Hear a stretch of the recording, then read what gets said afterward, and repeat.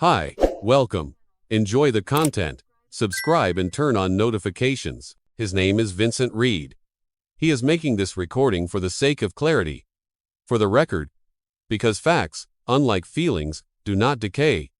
They are immutable. He had always been a man of tangible metrics, of predictable patterns. He worked as a senior risk analyst for one of the most formidable financial institutions in Boston. His mind did not process life in sweeping emotional arcs. It processed it as a series of data points, each one a variable in a vast, complex equation. He analyzed market volatility, corporate liabilities, and human error with the same dispassionate precision. Life wasn't a romance. It was a portfolio. And for 7 years, his portfolio had been perfectly balanced. The central asset was Chloe Vance, 34 years old. He remembered the day they met at a university alumni event. She was a curator at a contemporary art gallery, all sharp angles and sharper intellect. She spoke of art not with passion, but with an astute understanding of its market value, its cultural currency. He found that efficient. Their courtship was a logical progression, their marriage, a merger of mutual interests and compatible long-term goals. For 7 years, the returns were consistent, predictable.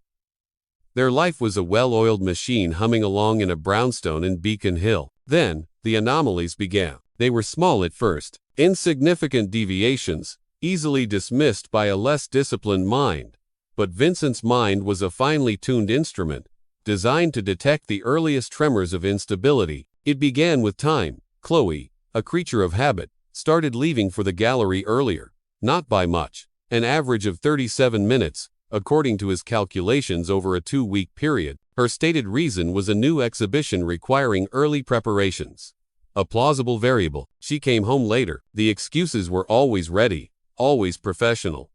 Demanding donors, last-minute shipping issues, tight deadlines. Each one, in isolation, was perfectly reasonable, but together, they formed a pattern, a deviation from the established baseline. Then there was the device, her phone. For years, it had been a shared object, left on the kitchen counter, on the nightstand, its screen open to the world.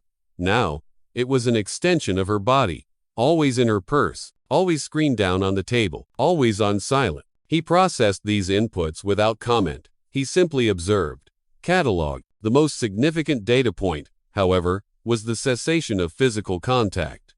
It wasn't about intimacy in the bedroom. That was merely one metric among many. No, this was the complete erosion of casual, spontaneous touch. The hand that no longer found his while they walked. The absence of a simple embrace as he made coffee in the morning. The goodnight kisses that became chaste, then hesitant, then non-existent.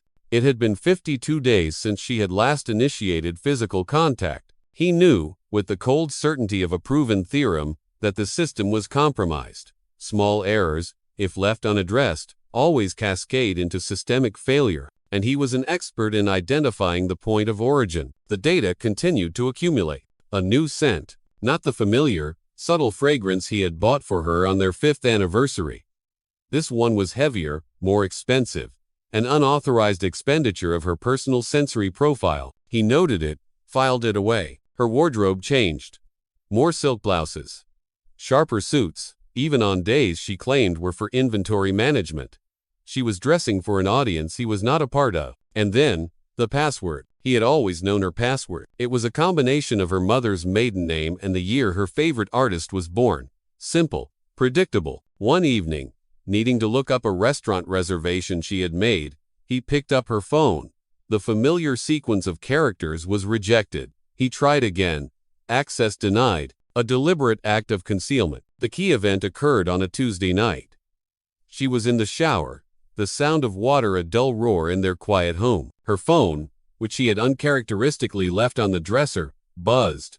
The screen lit up the dim room. He didn't move toward it. He didn't need to. His eyes were sharp. The name on the screen read, Marcus. Beneath it, a message preview. Can't stop thinking about this afternoon. He felt nothing. Not anger. Not jealousy. He felt confirmation. It was the moment an analyst realizes the cascading numbers on his screen are not a glitch, but the beginning of a genuine market crash. When she emerged from the bathroom, wrapped in a towel, her hair damp, He maintained a neutral expression. He allowed a full minute to pass, letting the silence build. Then, as he turned a page in his book, he spoke. "Who is Marcus?" He watched her. He analyzed the response. It was a masterclass in subtlety. A flicker of the eyes. A tightening at the corner of her mouth. A pause, not even a full second, but to him, it was a chasm of time. A quarter-second hesitation where the lie was being constructed. "Oh," she said, her voice a little too bright. "He's a new benefactor at the gallery. Very influential." The hesitation was the only confession he needed. A well-rehearsed lie has no pause. An honest answer has no need for one. That quarter-second was the space between the truth and the fabrication. He didn't challenge her, he simply nodded. "I see." From that moment on, his observation shifted into a full-scale audit. He noticed the way she smiled at her phone, now a soft, private smile he hadn't received in months. He noted that her late nights now coincided perfectly on Tuesdays and Thursdays. The days, he presumed, she had meetings with this benefactor. People say jealousy is a green-eyed monster. They are wrong. Jealousy is not a monster, it is an analyst, and it never, ever misses a detail. The catalyst for action came on a Friday morning. The air was thick with unspoken words. He was making breakfast, the routine a comforting anchor in the rising tide of uncertainty. She came downstairs, dressed impeccably. She sat at the table, pushed the eggs around on her plate, and finally, she deployed her strategy. "Vincent," she began, her voice carefully modulated to sound pained, reluctant. "I can't do this anymore. I'm unhappy. I think we need to reevaluate this marriage." The words were textbook, pulled from the standard script of marital dissolution. He felt a flicker of something. Not hurt. Not surprise. He felt insulted by the sheer, unoriginal banality of her approach. He didn't react. He simply paused, his coffee cup halfway to his lips. He processed her statement, breaking it down into its core components. "I'm unhappy," a subjective claim, impossible to verify, designed to elicit sympathy and deflect blame. "We need to reevaluate." A passive construction, implying a mutual decision rather than a unilateral one. He set his cup down with deliberate slowness. "Are you unhappy, Chloe?" he asked, his voice level. "Or are you hoping I'll be unhappy too?" The confusion on her face was genuine that time. She hadn't anticipated a counter-analysis. She had expected emotion, tears, anger. She had prepared for a scene, not a cross-examination. She stood abruptly, grabbing her bag. "I have to go," and she left. He sat there, in the silence, his mind already moving at full speed. She wanted an amicable split. No fault, no blame, no financial repercussions. She wanted to exit the portfolio with her shares intact while he absorbed the losses. He would not authorize such a transaction. He picked up his phone and dialed a number he had saved months ago, filed under contingencies. It belonged to a man named Mr. Davies, a private investigator known for his efficiency and discretion. "Davies," the voice on the other end was gravelly. "It's Vincent Reed. I need you, today." An hour later, in a nondescript office overlooking the Charles River, Vincent laid out the parameters. "My wife is engaged in an unsanctioned external partnership," he said, avoiding crude terminology. "I require a complete and verifiable report on its nature and extent. I need it by the end of the day." Davies, a man whose weary eyes had seen every permutation of human betrayal, raised an eyebrow. "That's a tight timeline, Mr. Reed. Investigations take time." Vincent opened his briefcase and placed a thick envelope of cash on the desk. "I am doubling your standard rate. I am also providing you with a primary data stream." He then revealed something that made even the jaded investigator pause. He explained that, weeks ago, under the guise of a routine vehicle service, he had a technician install a military-grade GPS tracker in Chloe's car. "It was not an act of passion," he explained to himself. "It was a matter of risk management, a prudent measure to monitor a volatile asset." He opened an app on his phone, the interface clean and clinical. A map of Boston appeared, a single blue dot pulsing steadily. "She claimed she was going to the gallery this morning," Vincent said, his voice flat. "But the vehicle has been stationary for the last hour at this residential address in Brookline." He wrote down the address and slid it across the desk. "This is your starting point. They say love is blind. Perhaps it is, but suspicion has 20/20 vision, and it had just been upgraded with real-time GPS tracking. Mr. Davies delivered the report at 3 o'clock that afternoon. It was not a bulky file. It was a slim, manila folder. Efficiency, just as promised. Vincent did not open it in front of him. He waited until he was back in the solitude of his home office. He poured himself a glass of scotch, neat, and sat at his large mahogany desk. He opened the folder. The contents were concise. Devastating. First, the photographs. 8 of them. High resolution, date stamped, image 001, Chloe and a tall, confident-looking man leaving the Brookline apartment building. The man was laughing. Image 003, the man's hand on the small of Chloe's back, and gesture of casual ownership. Image 006, the two of them, before parting ways. He was pulling her into an embrace. Image 008, a kiss. Not a peck on the cheek. It was long, intimate, and utterly unambiguous. Both faces were clearly visible. Vincent studied the images without emotion. He was simply verifying the data. The man, according to Davies's brief report, was Marcus Thorne, 42, owner of a corporate consulting firm, divorced. Public records confirmed he was the sole tenant of the apartment. Next came the digital evidence. Davies, through a contact in telecommunications, had acquired call logs from the past 3 months.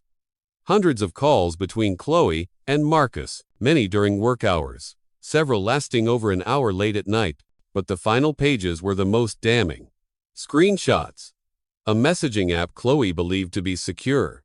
It had a known vulnerability. The messages laid the entire conspiracy bare. Marcus, you need to set the stage. Tell him you're unhappy.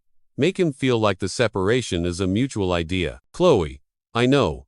I'm just afraid of how he'll react. Vincent is too sharp. Marcus, that's why you have to do it soon. The longer you wait, the greater the risk of him discovering us. In another exchange. Marcus, the moment you leave, I have a place for us. Don't worry about a thing. I'll handle everything. Chloe, you're incredible. I can't wait for our real life to start. Vincent read every word. Every painful confirmation. He felt a strange, cold clarity wash over him. He was not paranoid. He was not controlling. He was correct. His hypothesis had been validated by the data. There is no greater satisfaction for a man like him. The pain was a secondary variable, one that could be managed and compartmentalized. The primary issue was the betrayal of trust, the calculated manipulation. She had planned to psychologically dismantle him, to make him a willing participant in his own deception. He closed the folder, took a slow, deep breath, and for the first time in months, he smiled. It was not a smile of joy. It was the smile of an analyst who has just seen the chaotic market finally move exactly as his models predicted it would. He picked up his phone again.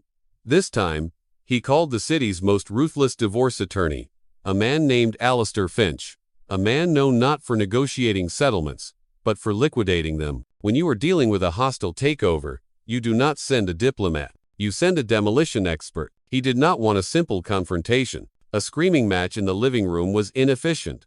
Messy. It would yield no definitive outcome. He wanted a presentation. A final report. He wanted her to see the totality of her deceit, not as an accusation, but as an inescapable, documented fact. He went to his office and began to print every photograph Mr. Davies had taken, every screenshot of her messages with Marcus, the complete location logs from the GPS tracker for the past 2 months, displayed as a map with clear red lines leading from their home to her gallery and, most frequently, to the apartment in Brookline. When he was done, he carried the large stack of papers downstairs. He cleared the large wall in their living room, the one where her favorite abstract painting used to hang, and he began to build his case. He used black tape to create a timeline across the center of the wall. He pinned each piece of evidence in its correct chronological place. He used colored pins. Red for secret meetings, yellow for incriminating messages. He even used red string, connecting the dots. A call log from a Tuesday afternoon was connected to a GPS record showing her car parked on Marcus's street. A message about handling everything was connected to a printout of Marcus Thorne's profile. It was a work of cold, methodical fury, a corporate presentation of a failed merger, an investigator's murder board. where the victim was his marriage. In the very center of it all, he pinned the divorce papers. Freshly drafted by Alistair Finch, already signed by him. He used a yellow highlighter to draw a thick, unmissable box around the clause citing adultery as grounds for the unequal division of assets. When he finished, he stepped back. The mural was devastating. It was relentless. It was undeniable. He sat on the sofa opposite the wall, crossed his arms, and waited. He was a general surveying the battlefield just before the final, decisive engagement. Chloe arrived home at 7:15. She entered, carrying the weary expression of someone who believed they were still in control of the narrative. She took 2 steps into the living room, and then she froze. Her eyes moved slowly across the wall. He watched as her brain processed the information, the photos, the printed messages in large font, the map of her secret life, and finally, the signed divorce papers, glowing under the lamplight. The color drained from her face. She became a statue carved from chalk. Her expensive leather bag slipped from her grasp, hitting the hardwood floor with a dull, heavy thud that seemed to echo in the crushing silence. Her mouth opened, but no sound emerged. Vincent remained seated, watching her reaction with the detached calm of someone who had already run every possible simulation of this moment. "Vincent," she finally stammered, her voice a raw whisper, This isn't." He rose slowly from the sofa. He walked to the wall, carefully pulled the divorce papers from their pin, and held them out to her. "Isn't what, Chloe?" he asked, his voice quiet, devoid of heat. "Isn't what it looks like?" "Because it looks exactly like what it is. It is a detailed, documented history of your plan to defraud me, manipulate me, and build a new life with another man on the ruins of this one. Ed." She tried to reach for his arm, a desperate, instinctual gesture. He took a single step back, breaking the potential for contact. "Don't," he said. The word was not a command. It was a statement of fact. "You lost that privilege the moment you made the calculated decision that dishonesty was a more efficient path than integrity." Tears began to stream down her face. "Please, we can talk about this. I was confused. I made a mistake." He let out a short, dry laugh. It was a cruel sound. "A mistake is forgetting to pick up milk from the store. You did not make a mistake. You executed a long-term strategy. Confused is not a word I would use to describe someone who planned every lie, every secret meeting, every step of a manipulative exit. Everything on that wall is evidence. It is proof, verified, and it is ready for court." She collapsed onto her knees, sobbing. "I can fix it. I'll end it with him. We can go to therapy. 7 years, Vincent. You can't just throw away 7 years. He crouched down, not to comfort her, but to look directly into her eyes. His voice was a blade of ice. "You threw away 7 years, Chloe. You did. I am simply closing the books on a failed investment." He stood, picked up the papers from the floor where she had dropped them, and placed them back in her trembling hands, along with a pen from the coffee table. "You will sign these now," he said, "or tomorrow. A copy of everything on this wall will be couriered to your parents, to the board of directors at your gallery, and to anyone else who might be interested in the character of their chief curator. The choice is yours." Humiliated, cornered, with no leverage left, she signed. He took the papers back, checked the signatures, and placed them neatly in a folder. "You have until Sunday at 6 p.m. to remove your personal belongings," he stated. "After that, the locks will be changed. Any attempt to enter the property will be treated as trespassing." He walked to the front door and opened it, waiting. She looked at him one last time, her face a ruin. Then she looked at the wall, a brutalist monument to her downfall. She picked up her bag and walked out. The door clicked shut. The transaction was complete. The accounts were settled. There was no relief, no joy. Only the quiet hum of a task completed, a system purged of its corruption. He spent the next day methodically dismantling the mural. He shredded every photo, every message, every printout. He did not need them anymore. Their purpose had been served. The locksmith came on Monday morning.